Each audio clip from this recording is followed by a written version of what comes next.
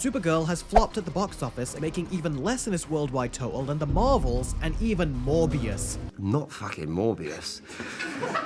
Jesus Christ. My God, he must have really gone through the BA library to be getting to that. This confirms it's a huge flop.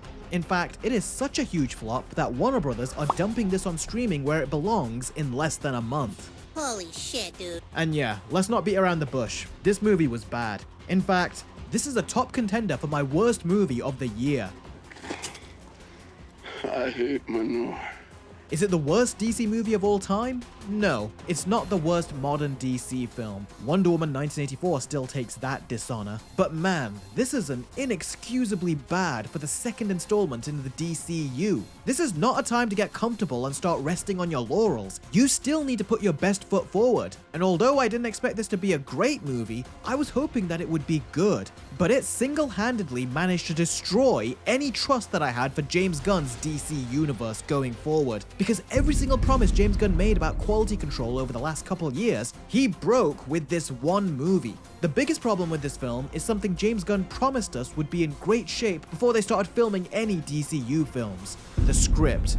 Or should I say, every single page of the script. The story is that Krypto randomly gets shot with a poison dart by the villain Krem and has 3 days to live. So Supergirl has to go after Krem to find the antidote that he conveniently puts around his neck. Meanwhile, a girl called Ruthye joins Supergirl because she wants to take revenge on Krem for killing her family. And Lobo is also in there and wants to kill one of Krem's henchmen. Now this story opens the film up to a multitude of problems. The first being that the movie expects you to care about Supergirl and Krypto's relationship, even though the movie takes no time to establish a relationship between them. So we don't even know what the bond is between these two.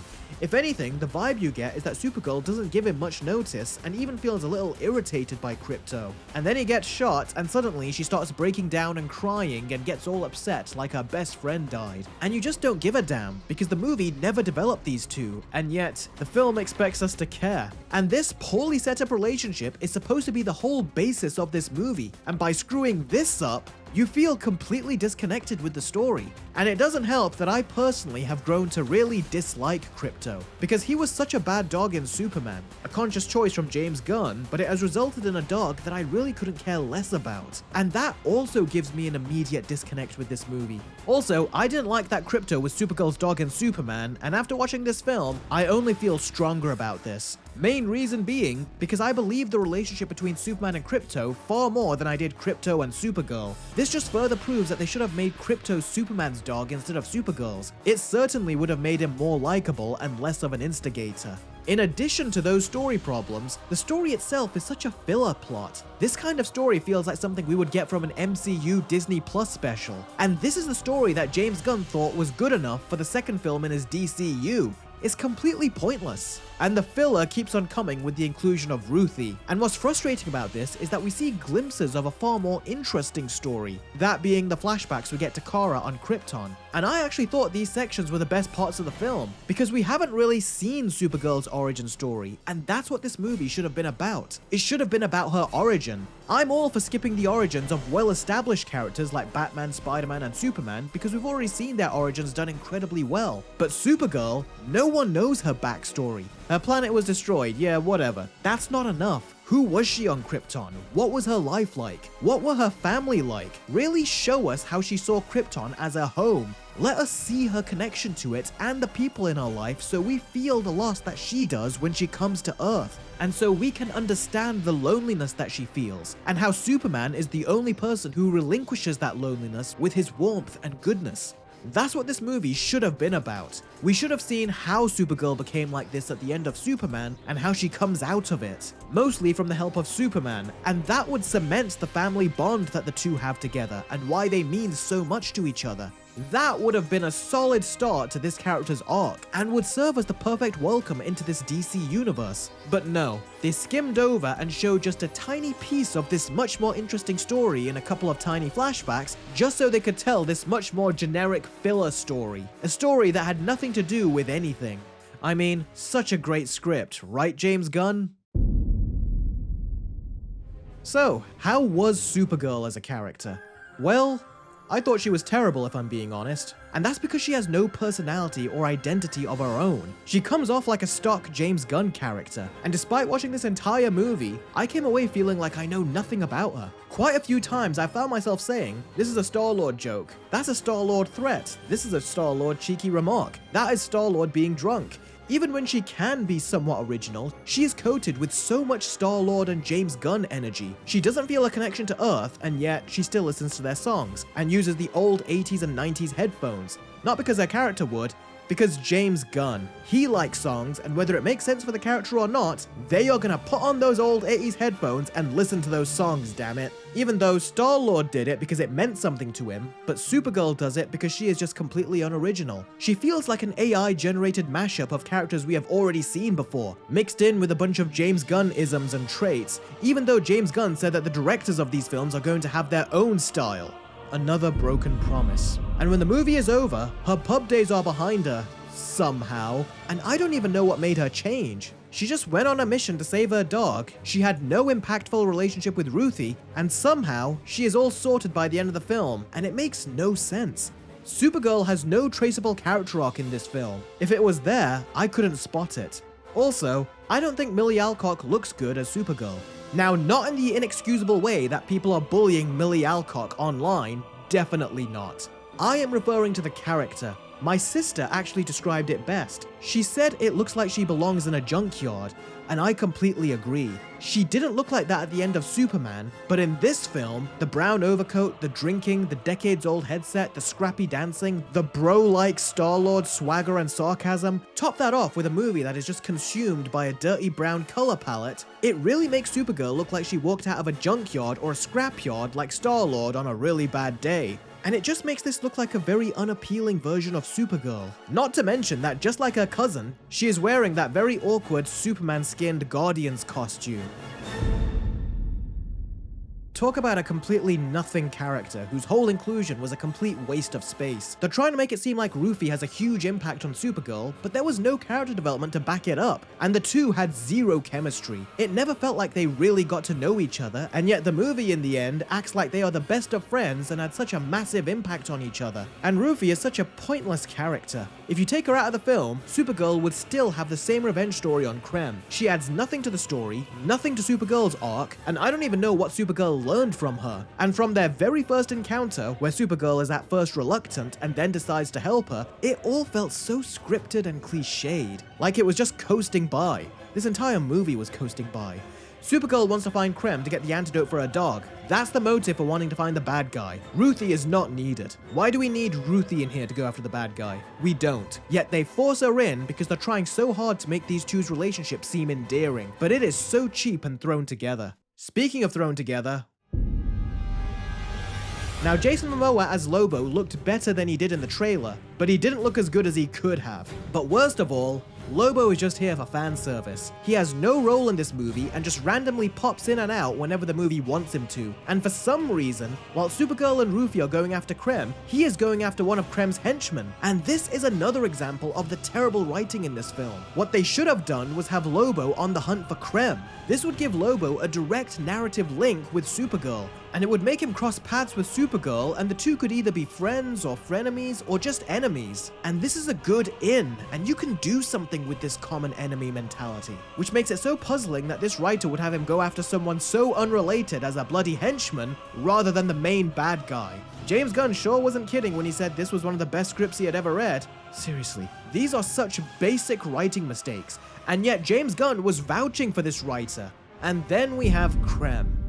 Now, in my Patreon trailer reactions for Supergirl, I said Krem looked like every forgettable MCU villain we have seen, and that's exactly what he is. He makes these stupid high-pitched squeaking noises which are just downright embarrassing, and if the movie decided that he wasn't the main villain, then he would have been taken out in no time. He also traffics girls, and this just felt like a way to make him seem more evil and unlikable. But it felt lazy. He doesn't have to traffic women, the movie just did it so you would hate him. Just like they had him shoot a dog so you would hate him. It just comes off as a cheap way to make you hate the villain by having him do villainous things. And even this is inconsistent, because he kills Ruthie's family, but then he just leaves her there, for no other reason than so the movie has an excuse for her to vow revenge on him. Such a great script. Also, he fires a poison dart on Crypto, which makes no sense. Why doesn't he just shoot him with a killing dart? Why give the generous 3 days? And he goes around wearing the antidote around his neck for some reason too. Like, what? Everything to do with the writing in this movie is so staged. Is this one of the best scripts you ever read, James? No villain would go around with the antidote around their neck. And then we have the action, and not a single action scene was good. The only action scene I thought was okay was the final battle here. It is the only pop song that I liked as well, mainly because it's a favorite song of mine that I discovered in Guitar Hero Decades on the DS back in the day. A couple decades ago. Now, it was a female version of the song here, but I still liked it. That being said, my biases towards this one song aside, given how many songs this movie is stuffed with, this was a dozen too many. Every action scene had a pop song playing. There might have been a break here and there where a bit of orchestral music played, but for the most part, they're all played off to upbeat pop songs. And this actually got me angry once we started getting to the second, third, fourth, and fifth songs. It felt like James Gunn was just forcing more needle drops into the film, and it's really making the DCU feel like one big music video. If Zack Snyder abused slow motion, then James Gunn is equally as bad, if not worse, with his constant needle drops. And no, Supergirl did not have a main theme, which disappointed me greatly. Did I like anything about this movie? Well, I only liked 2 things. One is the practical effects. I thought some of the aliens had some really creative prosthetics going on. And the other thing was the little bits of origin we saw. Aside from that, I hated everything about this movie. The story, the pacing, the structure, the editing, the writing, the character arcs, the action, the villains, the heroes, even Lobo. Nothing in this film worked. Now, the thing I really want to talk about is James Gunn.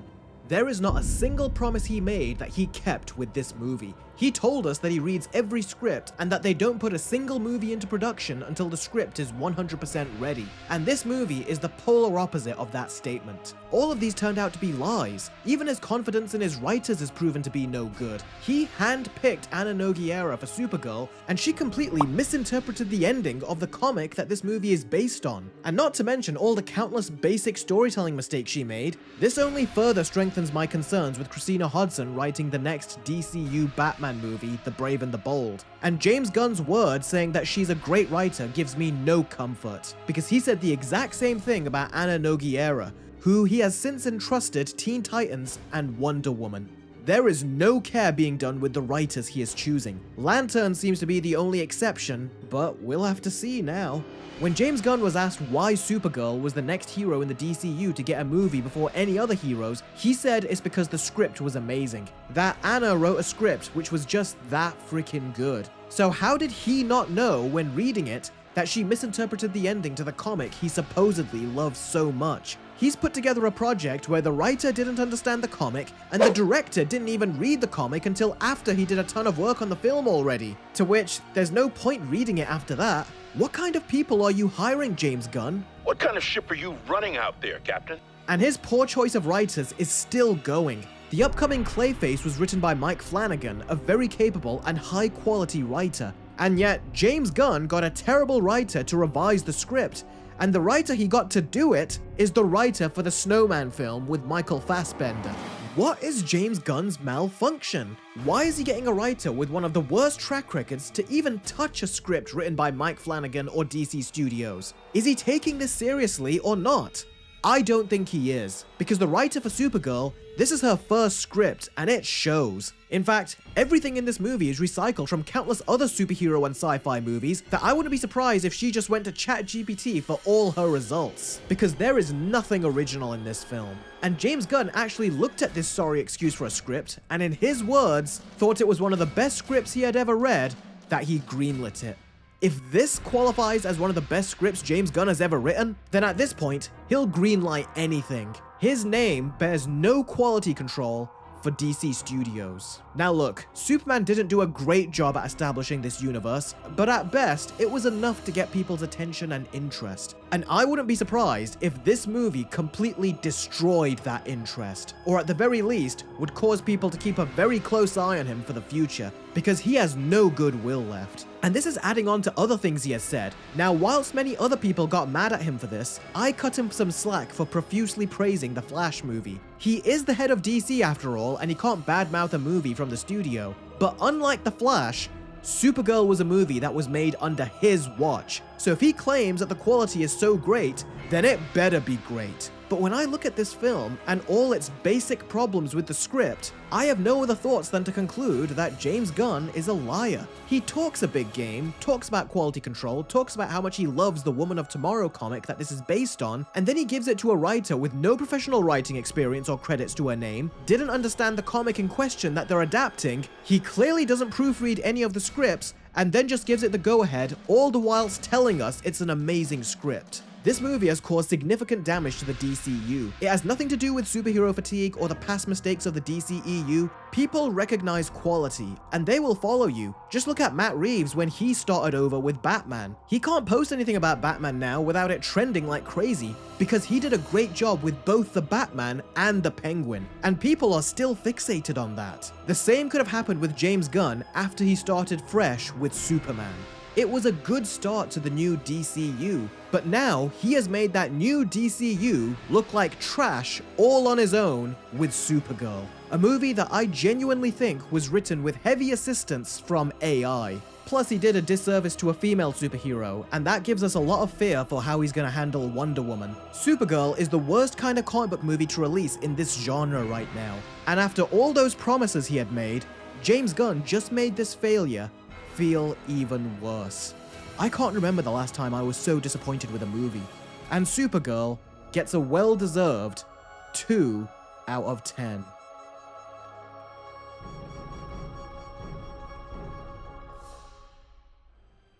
And Peter Safran, don't think I have forgotten about you. Batgirl was canned because it was unwatchable, but you thought this was releasable? Not to mention, he said that Batgirl would have hurt the DC brand. Well, I don't think it could have hurt the DC brand as much as Supergirl did. Supergirl was the second theatrical film in a DC universe that still needed to make an argument for its existence. And Batgirl was a streaming movie.